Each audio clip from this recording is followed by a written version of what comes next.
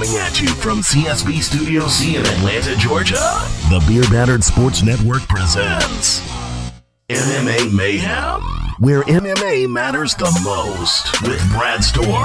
The best there is, the best there was, and the best there ever will be. And George, the MMA Encyclopedia Kennebrew. I'm going to do my thing, and when I do my thing will be done. To give you the lowdown on the world of mixed martial arts, it's MMA Mayhem on the BBSN.com. MMA Universe, what's up? You are now tuned in to another episode of MMA Mayhem. Y'all know how we do it, man.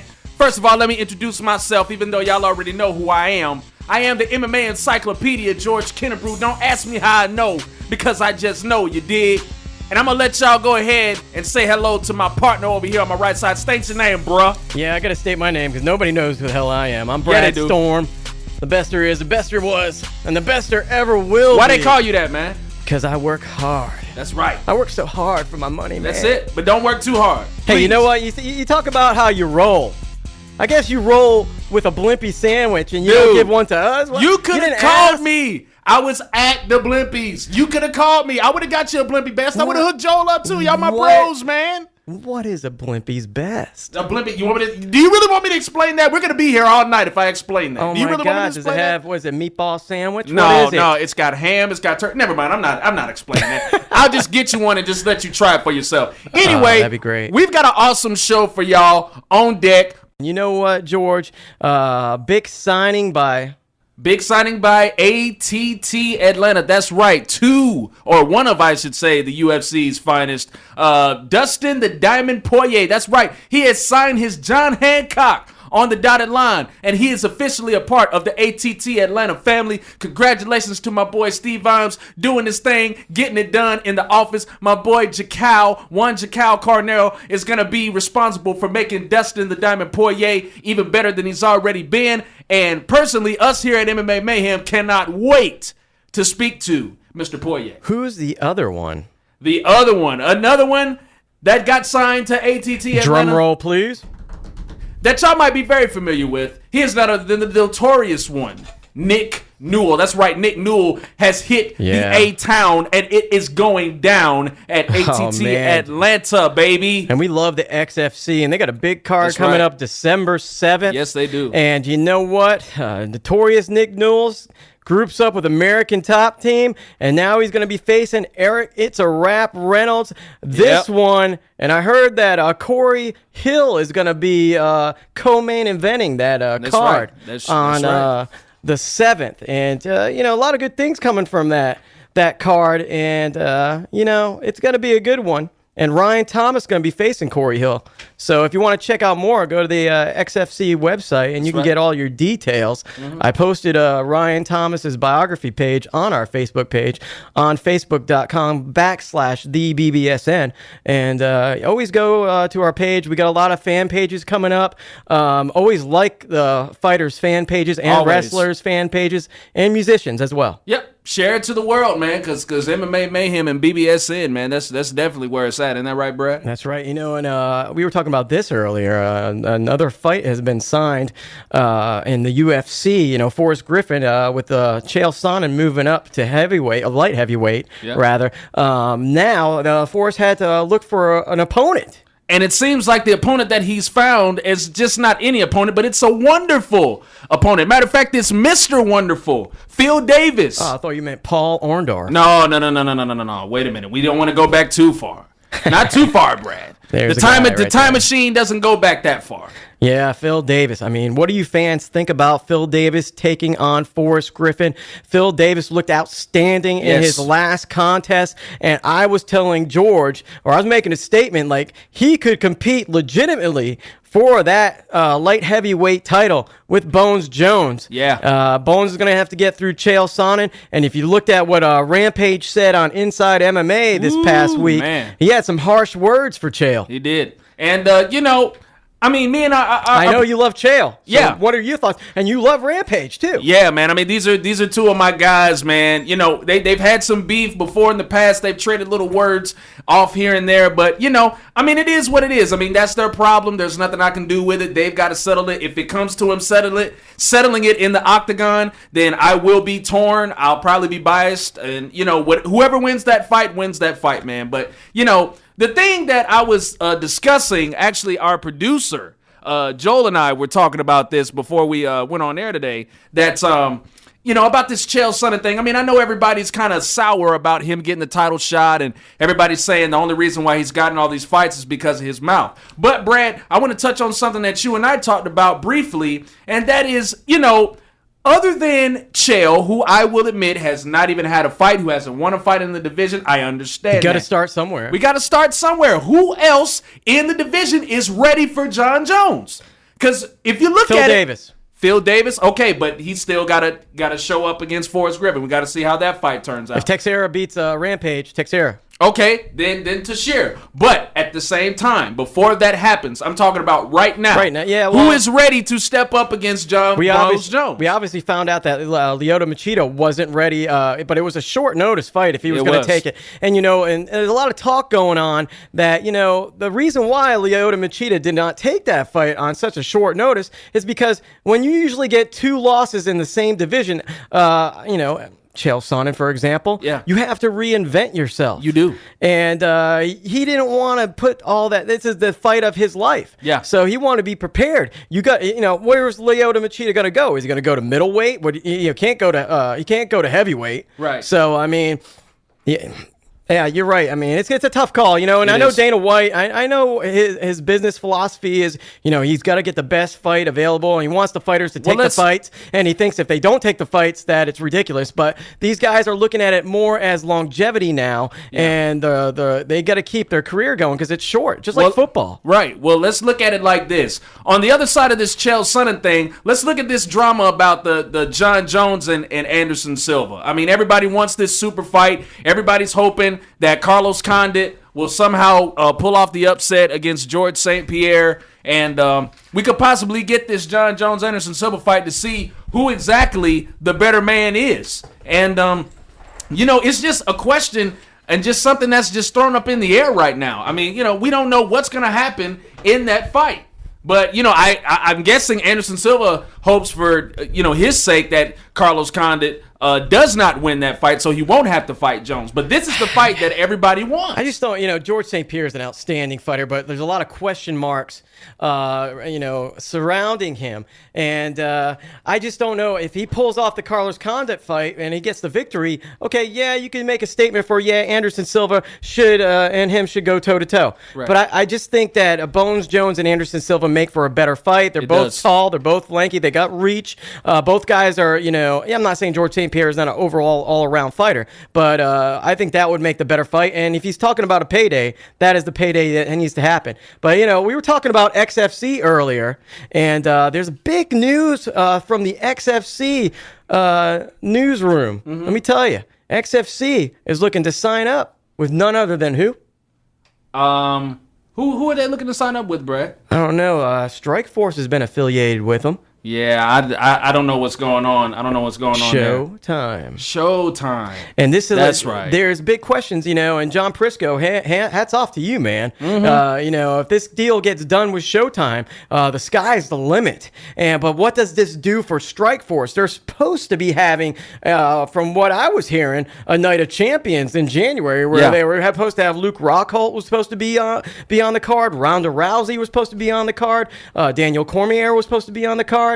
This was going to be a mega event, but Showtime is like, all these events keep getting canceled. You know, what's going on? And the XFC is proving their worth. I mean, they are having events, and the guys are hungry, and they're not backing out of fights. Everybody's fighting. Yep.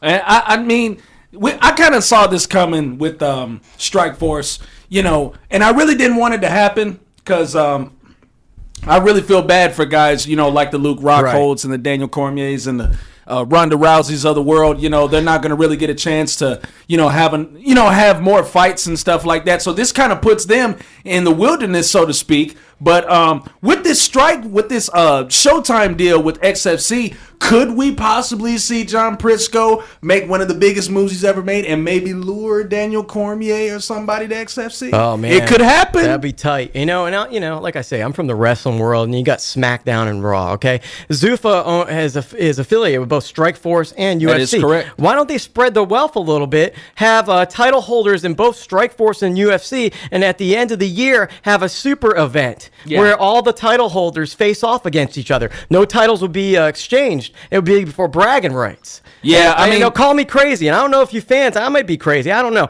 You just send us an email at bbsnblog@gmail.com. Go to our Facebook page and comment, or go to our Twitter page at the BBSN. Let me know if I'm crazy or not. I don't think that's too far fetched, but at the same time, that would save it. It would save it, but Dana White, he's kind of a logical guy and kind of a realist. And he'll be like, okay, you're saying. Yeah, but thanks. Right. But I mean, if we put two guys that are champions from different organizations against each other, and you're talking about for bragging rights, as good as that may sound, the type of guy Dana White is like, the type of guy that Dana White is, he would kind of say something to that is like, okay, what are we proving here? For bragging rights, we get bragging rights every time we put on a good UFC show. So how is this going to be any different? Yeah, that's the only way I could see it working out for Strikeforce. I mean, Strikeforce is losing money. They're hemorrhaging money, and they're hemorrhaging fighters. Yeah. And like Frank Mir, I guess this fight's going to go on with Frank Mir and Daniel Cormier. I guess it's in January. Maybe it does. Maybe it doesn't. Dana White's talked about pulling in Ronda Rousey and her possibly being the first female fighter to ever enter the octagon in the UFC. Now, let me ask you something about that real quick, Brad. Now, if he is able to get Rousey in there, how in the world is that gonna? I mean, where is he gonna get the credentials to pull in? Somebody maybe like a Cyborg Santos or a Julia Budd or a Jessica Penny or a Sarah McMahon. Like, how is that going to put some interest and kind of attract the other female fighters to want to come to the UFC too? If Dana White, their pockets are limitless. Maybe they talk to Invicta, man. They do an affiliation with Invicta, and maybe they work together. I mean, they already got weight classes established in Invicta. So I mean, why, fix something that's not broke, man? Yeah, but I mean, the thing about it is Invicta is red hot right now, and you wouldn't think they want to lose all that momentum just to trade all of their best. I'm talking about affiliation. I'm talking about working together. And UFC doesn't even have they won't have the females on their card, but they'll be coexisting with Invicta. But how would the Invicta president think about that? Because she might. Yeah, well, he's not going to back. I don't know who the Invicta president is. Yeah, I'm just saying. I haven't done that much research, but I mean, they're not going to probably back down and give the company away. That's what I'm saying. I mean, their pride is going to kick in, and they're going to be like, okay, wait a minute. You want to take all of our best female competitors and bring them to the big time, so to speak. But hold on, we've got something building over here. Oh, it's gonna get huge. I mean, no doubt about it. Like Total Protection would always say. But I just think the money that the UFC could provide to help even lift it further.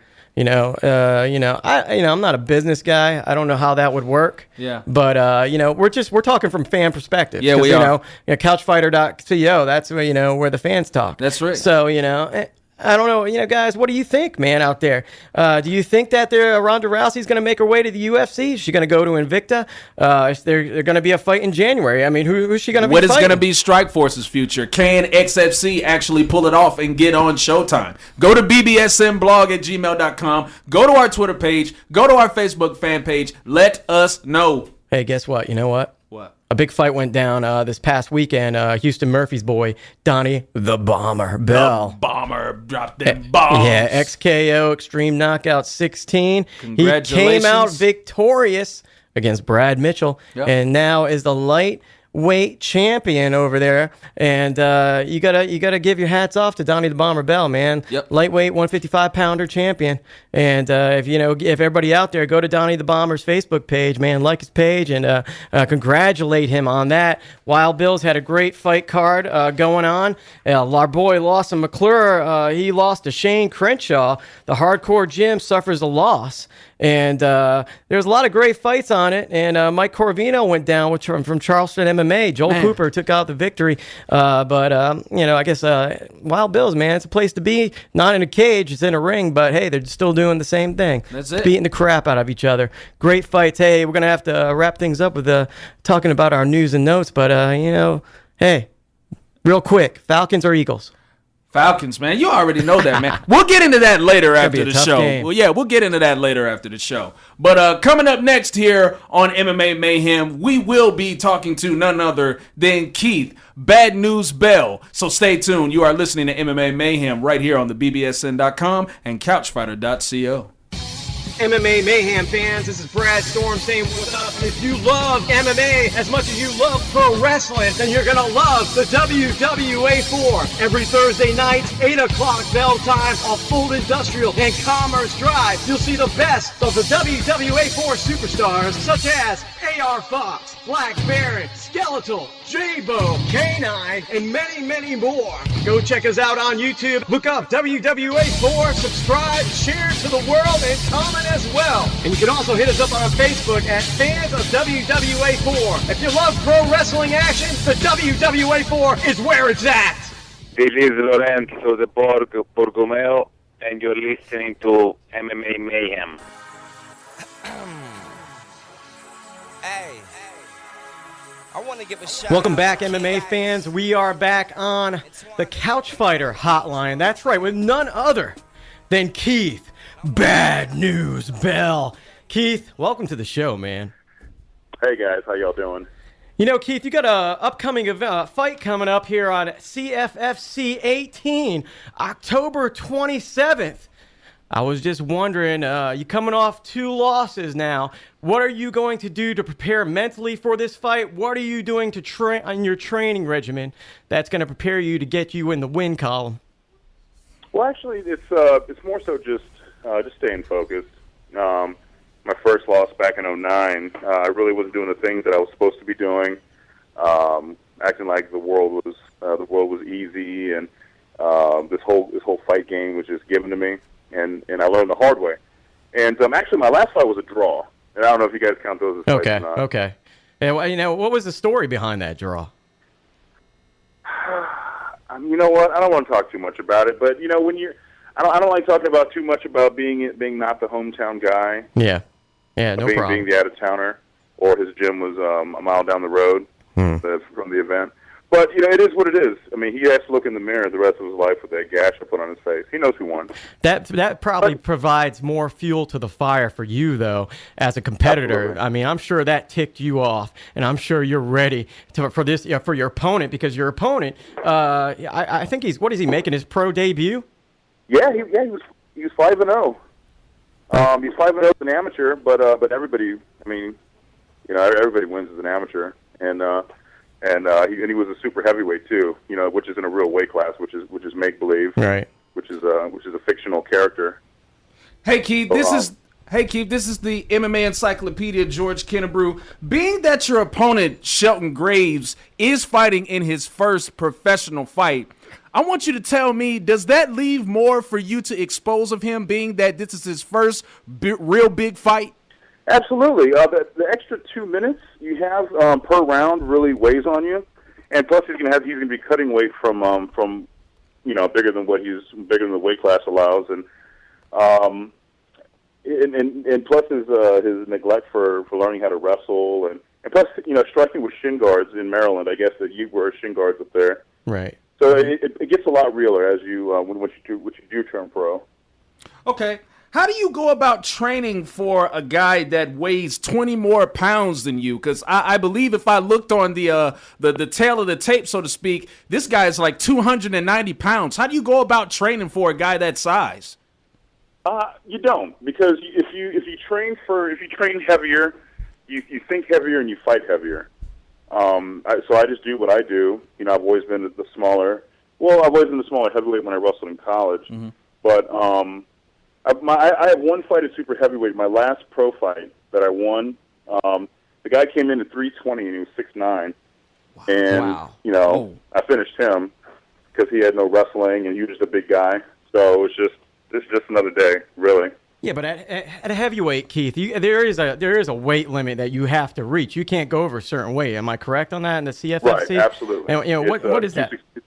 265 pounds. 266. 265 if it's for a belt. And you're running around at like what, 262 right now? What's your right? weight? Like right now, like when I'll weigh in around like 260.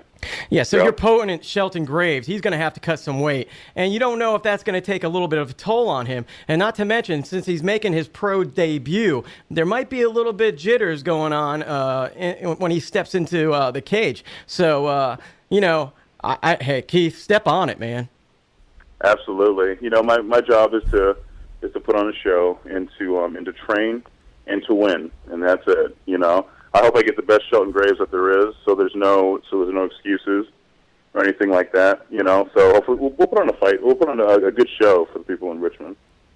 Keith, tell me this: knowing that you've won and lost your fights by strikes, how are you planning as far as the fight goes to win? I mean, because we know that you're a striker, he's a striker. I mean, are you going to try to confuse him a little bit and make him think that you're going to stand up with him, but really you might take it somewhere else?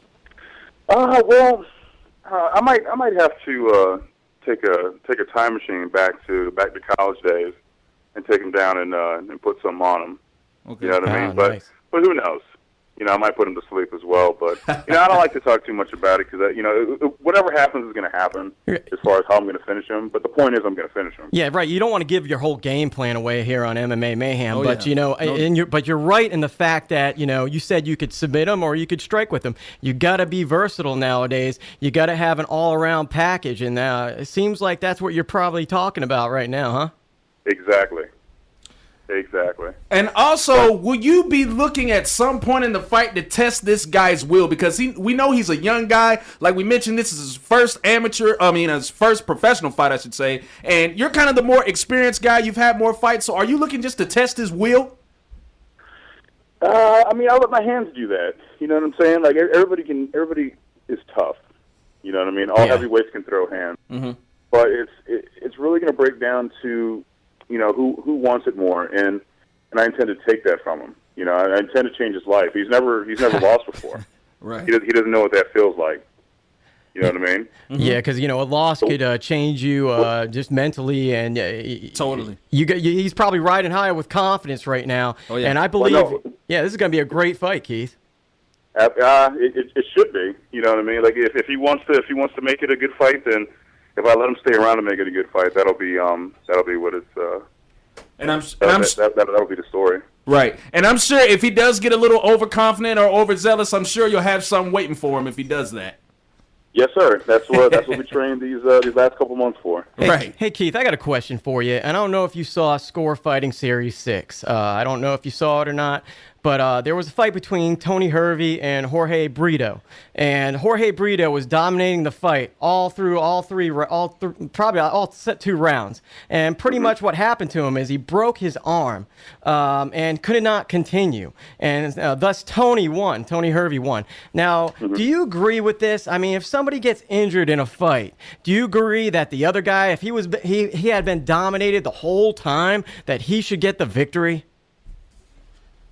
If he was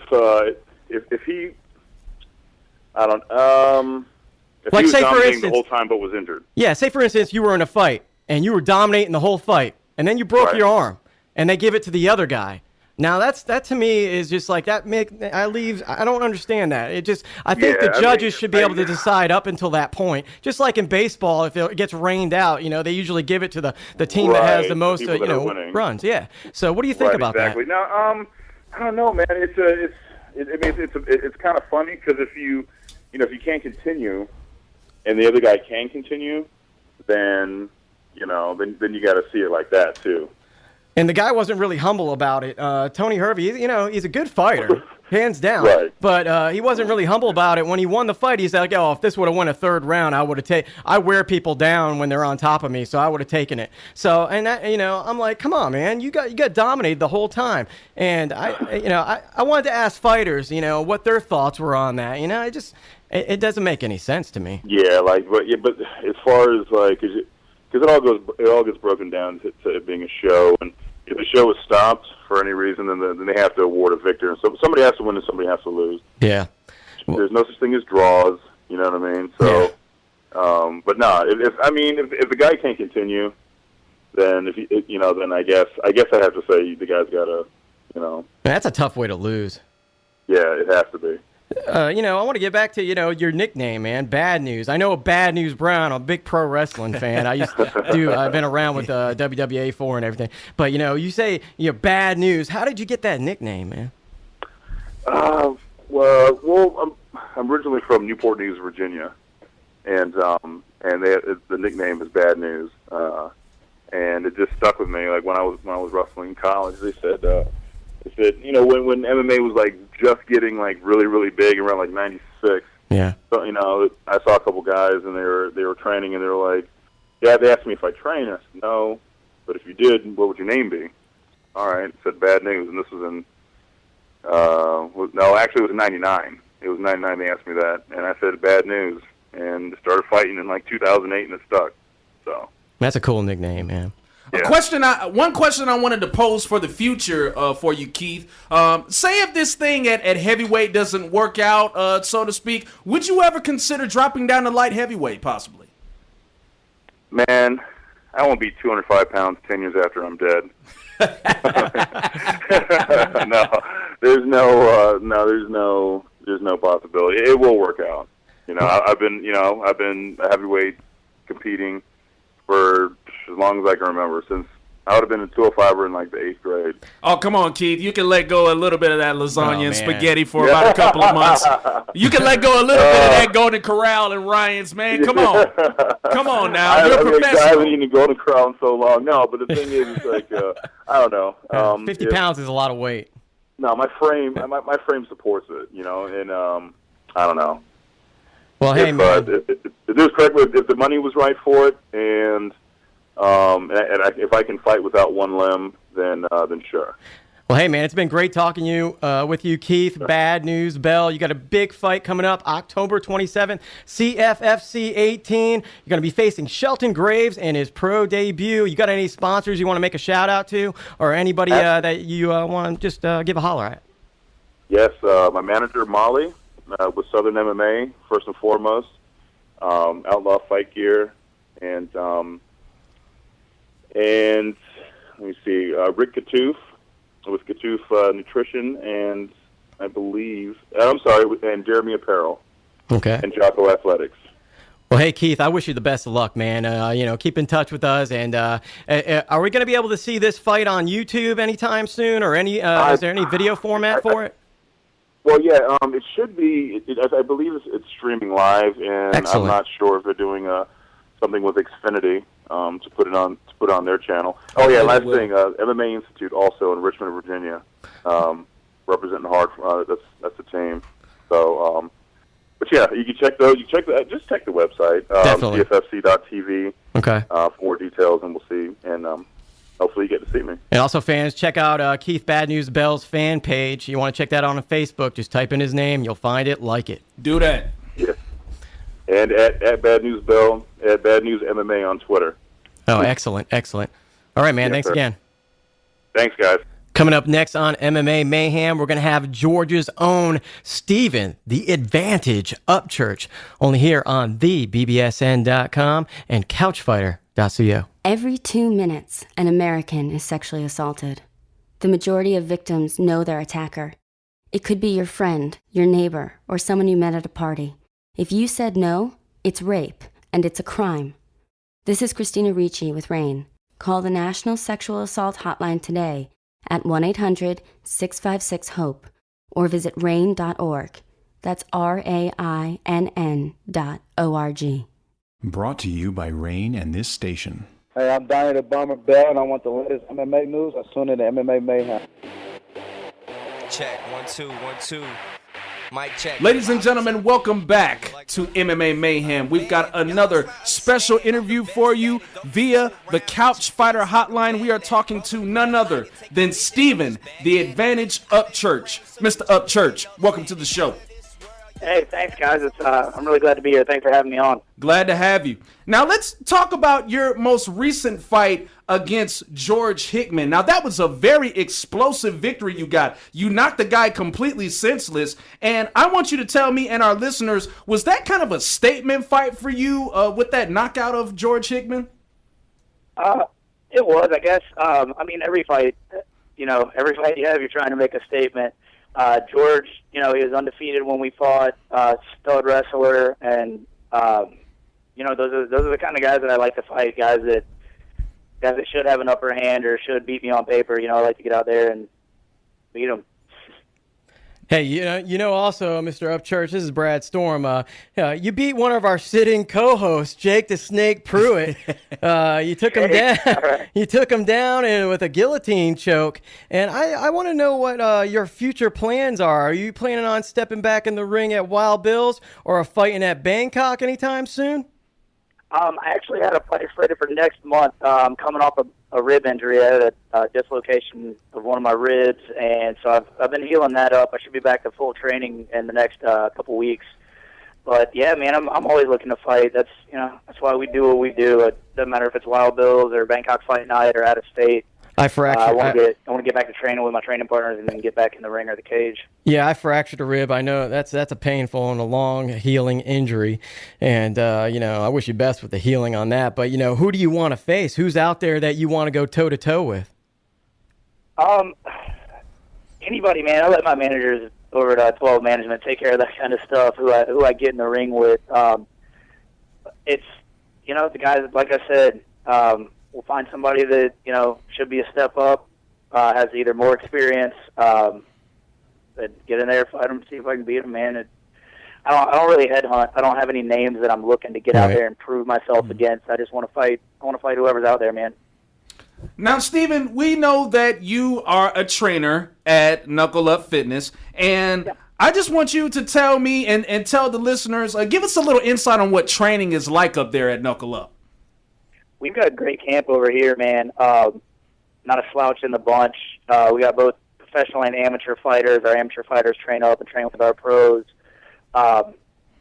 It's a good camp, and it's a hard day of training when we get in here with these guys. Our head coach, Master Ricardo Mergel, he is a competition head coach, man. When you get in there to train, you're training to do one thing, and that's fight at your absolute peak. So when we get in here to train, that's what we train to do. We've got Guy Curry is one of my main training partners, and Dave Vitke, our female team, as you guys know, it's amazing. We got Mo Travis, Tyra Parker. We got some Muay Thai studs over here. It's a good camp, man. We get in here and we go hard till the bell. Steven, you say you were in the corner of both, Tyra Parker and Mo Travis. Now, when you're in the corner, we're not fighters over here. So what are you trying to do as being a corner man or being a corner woman? What do you do? You just trying to motivate them, give them strategy? A little of everything, but mostly just keeping the fighter focused on the fight. There are a lot of things surrounding, an MMA event and an MMA fight that can, it can get pretty distracting. So try to take care of everything, take my fighter's mind off of anything that's outside of their job inside the ring or the cage. And you talk about it being very mentally draining. Are you wanting to fight at 145 again? Oh yeah, absolutely. That's kind of my home weight class. I really wasn't cutting a lot of weight. Oh, okay. To get down to 155 when I fought at 155. So 145 is going to be a little bit more comfortable weight class for me. Well, you stand 5'11", where you walk around at 170? Probably about 170, a little under 168. And how do you go about a weight cut for all the fans out there or aspiring fighters? Personally, I mean, everybody has their system and their idea of how to do it, but I do a little bit longer cuts, start cutting down, getting closer down to the 160s, 150s, and when I was fighting at 155, the week out of fight, I'd be walking around in the mid 150s, 157, something like that. So then it's just shortcut to get down to 145, a little water cut a couple days before. Steve, I want to go into the future here with you for just a second, if I may. Now, we know that you've been doing your thing on the independent MMA scene for a long time, but I just wanted to get an estimate of the timetable or how long you think it'll be before you reach one of the bigger MMA promotions.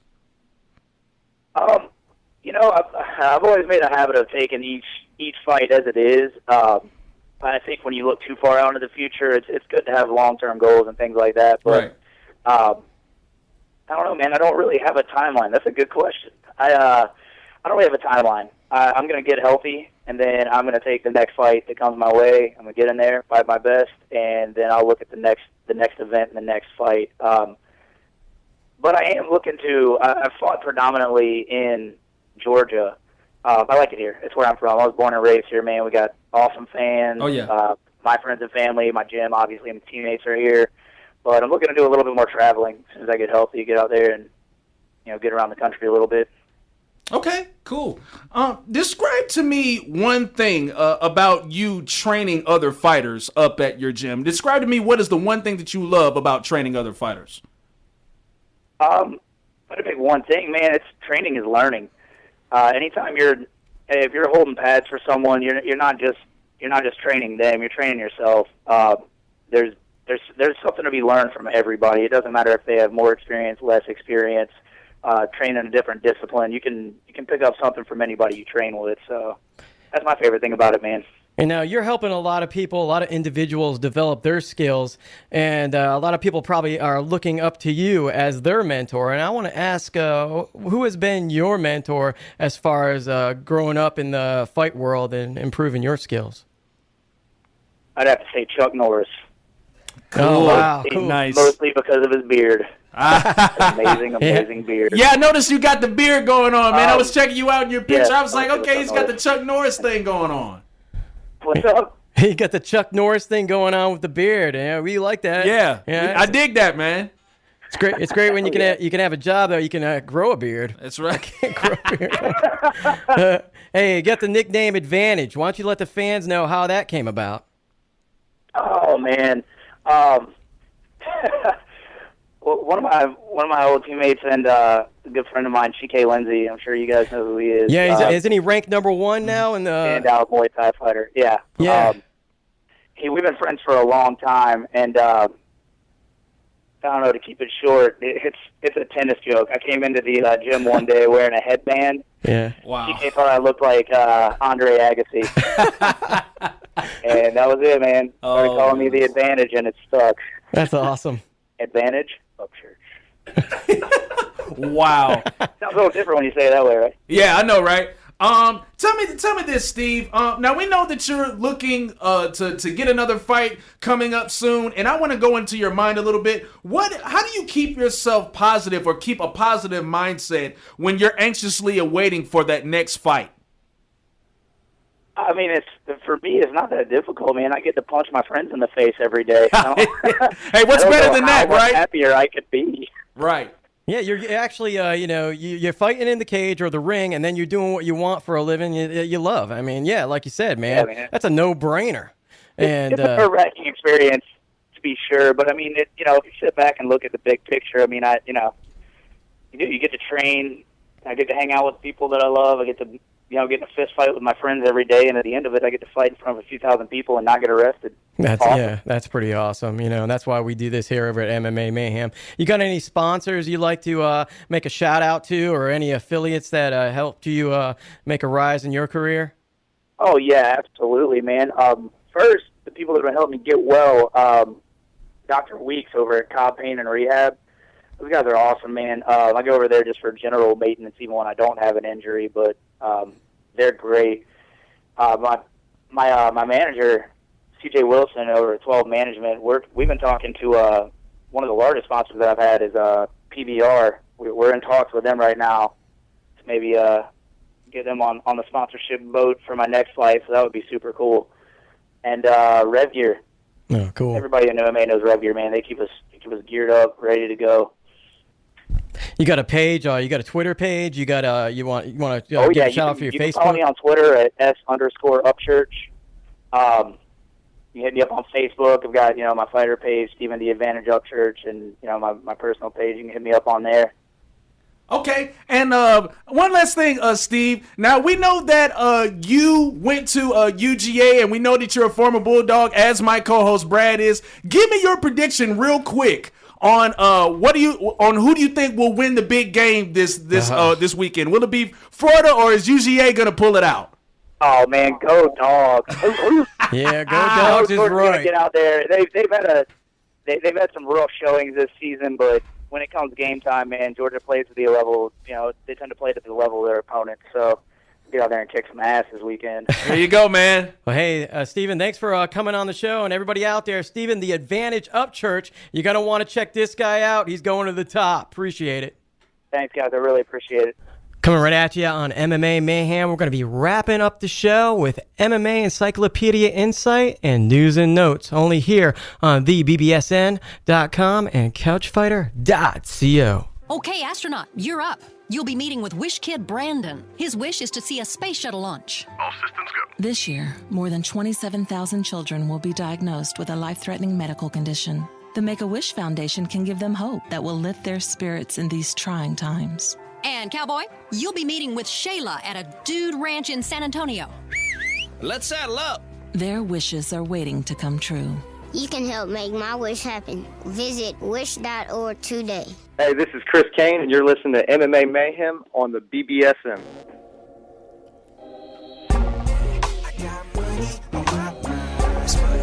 Oh, yeah, Bobby Whip. That's right. You want to go check his music out? Go Google him. He's on Facebook. And we're back here on MMA Mayhem, only on thebbsn.com and couchfighter.co. And we have a new segment that we like to share with you. And the MMA Encyclopedia is full of knowledge. And he wants to break it down for you on the MMA Encyclopedia Insight. And now, George, what is the topic for today? Our topic for today, ladies and gentlemen, is none other than the UFC's original Ultimate Fighter, Forrest Griffin. Now, we know that Forrest Griffin is a risky, resilient fighter. And I bet you all are wondering, where did he get all this resiliency from? Well, if you must know, while Forrest Griffin was at college at the University of Georgia, Brad, a fellow Bulldog, get this, he served as a correctional police officer in Athens. So just imagine Forrest Griffin's big self running down the highway or doing 30 or 80 miles an hour in the police car, tracking down somebody saying you are under arrest and you have a right to remain silent. And if they weren't silent, he would just give them like a rear naked choke, like right there in front of their car. Can you imagine that? Forrest Griffin actually bringing people to justice, ladies and gentlemen. So, I mean, if you ever go up to Forrest Griffin, and you have a problem with maybe a drug dealer or somebody trying to smuggle something to you, tell Forrest Griffin, like, hey, man, go ahead and throw back on your uniform and go on and bring this guy to justice. Because that's what Forrest Griffin used to do before he got into UFC. He used to be a correctional police officer in the city of Athens. And that, ladies and gentlemen, has been your MMA Encyclopedia Insight. And you talk about bringing them to justice, and so did Judge Judy. She likes to bring people to justice. Yeah. And, we're talking about Athens. And, I spent some time in Athens, believe it or not. And, he probably had a lot of DUIs, if, my thing is. Yeah. A lot of DUI folks action eating brownies over there. with marijuana in it, yeah. You don't know anything about it. I don't know nothing about that, but I know somebody that did it. His name's Bakari Rambo. Oh, yeah, and what's going on with that? I have no idea. That's Mark Rick's problem, not mine. I didn't know there was any cannabis in the brownies. Yeah, but I guess Rambo didn't either, but I guess somebody in home ec told him it was. Were there chocolate chips in there as well? Yeah, little chocolate pieces of grass. No, we are not promoting marijuana here on this show. No, it's not. Say it right for Joel. Oh, yeah, that's right. Herb. Wow. That's how we say it on the south side. We say herb. Yeah. Smoking on that gas. Hey, Tough 16, man. Not really. Tough 16. A lot of dry humping action going on on the Tough 16 show. Heck? And, Quentin Rampage Jackson said, I don't like all the dry humping, And I agree with him. But you know what? props off to both Colton Smith and Mr. Ellis. That's right, Eddie Ellis. And they both went toe-to-toe. They did. This was actually one of the better fights of the season. We actually got to see a fight for a change, Brad. Yeah, and one of the pranksters actually is tough. Yeah. Colton Smith, I mean, the guy came from the military. That says it all right there. First of all, he made a comment about Eddie Ellis being old. Yeah. Eddie Ellis is 28 years old. How the hell is that old? Well, I guess in his mind, if you're 21, I guess if you're 28, I guess you're old as hell. 24 is young now, and 28 is old. 28 is the new 30, Brad. 36 must be friggin'. That's the new 40. 36 is the new 40. 28 is the new 30. 36 is the new 40. Keep up. Joel, did you get me my Depends today? Golly, man, because I might as well be on a cane or in a wheelchair. Nah, man. You straight. I'm going to Sunshine Living later here. You're an exception, Brad. You're one of those special guys. We got to your preparation 8. Your thank you, because they're killing me today. I can't sit down. Oh, what are you doing now? It's hurting. Oh, okay. Hey, tough 16, like I said, man. Not a bad fight. Colton Smith comes out big time. Yep. And, Shane Carn's team, they lose another one to Roy Nelson. And, Roy Nelson's, his strategy, you're like, what the hell is going on here? Shortest straw. What the heck? Picking a straw to see who's going to fight? No, he picked a straw to see who's going to go down to the nearest Starbucks and get him a Frappuccino if they lose the fight. And a lot of complaints have been from the guys saying that they're not training hard enough. And maybe Roy Nelson thinks that, hey, he made a comment in the first episode. He's like, I just want to see you guys win. I don't, you don't have to get the knockout. You just need to ride it and ride the distance and get the win and keep on moving on.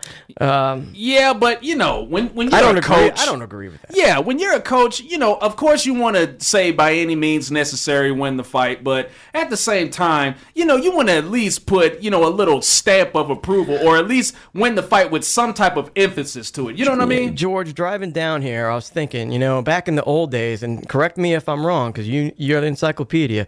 Didn't they have 3 rounds in the first couple of seasons? Sure did. Okay, these 2 rounds, it's not enough time. It's really not. It's really not enough time to get the job done. Yeah. And I could give a dang less about all the BS that goes on in the house with all these dudes. Yeah. If you're a fighter, and if you like fights, you want to see fights. Of course. And this reality crap, if I want to see all that, I go to Sam see Honey Boo Boo Child or something, or I go to Jersey Shore and look at Snooki pregnant or something. Or I would also go to AMC and watch the comic book guys. Oh, the comic book guys. Or Breaking Bad.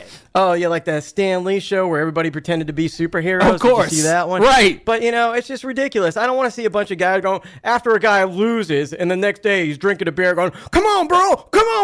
I'll kick your butt. You just lost, dude. Get drug tested, because I think he might be like, or he might be how Will Muschamp was at Come on, bro. Come on, bro. I was bawling my eyes out losing a fight, though. Right after my fight, and go, I got nothing, man. And then you get a great opportunity to train. Maybe they should get Will Muschamp as one of the assistant coaches, like he did when Florida went against South Carolina, and he would have been like, we just got to keep doing what we're doing and overcome the adversity in the octagon. And see, that'll fire everybody. Why don't they do like The Voice, have chairs, and just go based off the way they sound in the ring? Then they hit the button. I got nothing now. Well, take this opportunity. Back in the old days when you got kicked off you lost, you got kicked off. Yeah, like, hold on. See you later. You talking about when Julian was saying that he doesn't have anything? Okay, wait a minute. Hold on. You got the greatest opportunity of a lifetime. Guess what? Guys come back and fight. Exactly. And look at this. You live in a nice house with a nice pool, a nice jacuzzi. You've got a refrigerator full of food. You've got plenty of stuff to do. You got a pool table. You got all that other crap. How are you talking about you ain't got nothing now? Yeah. And it's not like you finna go home. No. Dana White just say that stuff just to scare you, to see how, you really gonna take it when he says, don't leave it in the judge's hands because you might be out here. But the truth of the matter is, you're gonna be fighting on the finale at the end of the season. You just gonna be on the undercard. That's the only thing. Reality shows, I wonder if there's any reality to it. I don't know if they tell these guys to stir the pot. I don't know what's going on. Brad, but it just seems like television. Yeah, but it just seems like every year somebody's a drama queen, and then there's half the guys that are fighting for their family. family. Half the guys that are like screw-offs and they can't keep it together and they're immature, and I can understand you fighting for your family. That's very honorable. You said screw-offs. The guys like you want to call they're practical jokers, and then you got that's probably why the ratings are going down because it's the same old crap. Come on, bro. I'll do you right now. Can I say one thing? Yeah. If people wanted the real world, they would watch the real world, right. or Big Brother, You want to have nothing? Go hit that guy. Yeah. Go hit him. See what happens. Yep. Stupid. Mm-hmm. So that was a good fight. I hope they get better. I hope somebody gets knocked out sometime soon, or I hope somebody. I would like submitted. to see a good finish. I would like to see just like a spectacular submission or knockout at some point. Score Fighting Series 6. Okay, a great card. Yep. It happened this past weekend, and Hordesky made his way back into the cage. Yeah. And there's doctor stoppages. Okay. He had a cut above his eye. Yeah. And it was in the first round. Mm-hmm. This Hordesky, Brad Cardinal, he was a taller opponent.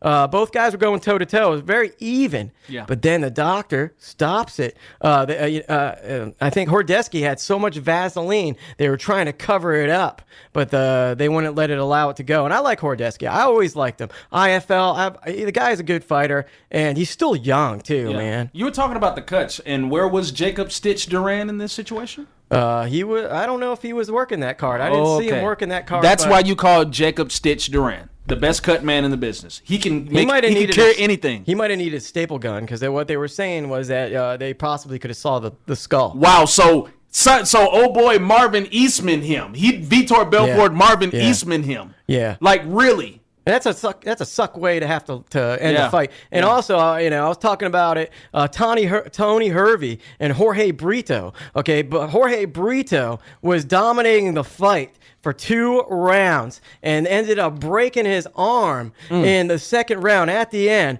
and Tony gets the victory. And I wanted to pose that question to all the fans, man, and yourself. Yeah. What do you think about that? How Tony, he wasn't winning the fight at all, and then he can make comments after it. You know what? There's a lot of things now. There's a lot of things now in combat sports where you have these judges doing all these underhanded things. And you never know what goes on behind the scenes with these fighters and these referees, because we have to understand.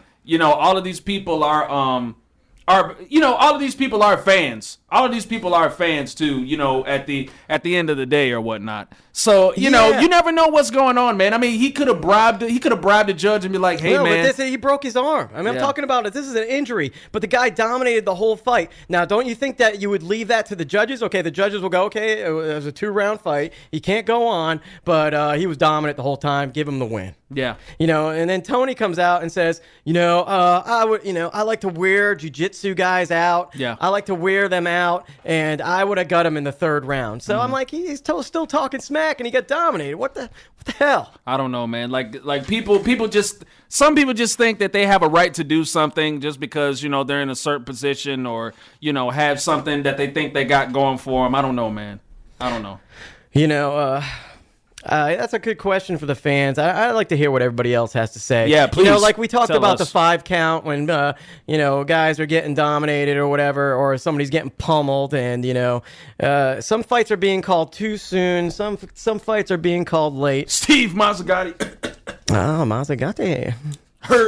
Eve Edwards. Yeah, well, it's tough being a referee. I mean, too. Eve Levine. I'm sorry. I said being Eve a Edwards. referee in the NFL and in pro sports. And speaking of which, I really want to know, this is going to be a tough contest. Michael Vick is going to be going against his old team in the Falcons with Matty Ice. What do you think, man? Wow, you really have to put that on me. Oh, jeez. Well, I'll say this. If the Falcons just abide their time, control the clock, be patient on defense, don't try to go for the big hits and take Michael Vick out of the game just yet. If we just be patient and just come in with a methodical, sound game plan, there is no reason why we should not walk out of Lincoln Field or Lincoln Stadium with our 7th win. That's all I'm going to say. And I got to say, the Patriots came off with a big win against the Jets. They're going to beat the Rams in Good London. job, buddy. And beat the Rams in London. And Good don't job. forget, everybody, Bellator Fighting Championship 78. This is going to be a welterweight tournament from what I'm hearing. And I love the tournaments. I love it. I think it's great. Bellator is putting on a good show, even though the ratings dropped last week. Yep. It's still an excellent show. Mm-hmm. And one last thing, of course, we have to thank our affiliates and stuff, so let's go ahead and do that right now. Shout out to Born to Bang, Houston Murphy, Conflict MMA, Southern MMA, What's Up Molly, Mr. 217, Bobby Whip, Lethal Offender of No, that's Max Muscle of Lawrenceville. I'm Yes, sorry. sir. But shout out to Lethal Offender anyway. WWA 4, always. That's where it's at. Big props to American Top Team, Gwinnett and Atlanta. Thank you guys so much for helping us out, right? Oh, yeah, and we can't forget about ATT Atlanta and Gwinnett as well. Appreciate Steve Bimes, Jacal. Y'all always look out for us. Glacius. Bobby Whip. I already said, hey, but it's good. Hey, tell them again. I love and these also, guys. oh yeah, 217, man. Yeah, 217 Guapa, always. And Goodbye LA, man. Can't forget about Goodbye LA. Yeah, Goodbye That's LA. the lady killers right there, man. Yeah, those guys. One Direction, watch out. One Direction. Yeah. What is that?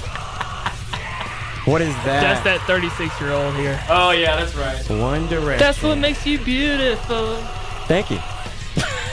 You don't know, Brad. You just don't know. You don't know you're beautiful. Okay, why am I calling a man beautiful? Man. I'm losing my mind over here. We gotta go. That's the song, man. Why, That is. thank you. Yeah, we gotta get out of here. Anything else you want to say, Brad? What about we got sports apparel? What's Lethal Offender? Lethal Offender sports apparel. Yeah, I'm getting Alzheimer's, man. Yeah. Wow. Brad, I can't believe it. George only mentioned that twice already, but Yeah. Anyway. Hey, we're out of here. Shout out to Blippies, man. Thanks for the lunch. Guess what, bro? This has been another BBSM production. Together by a will be of love.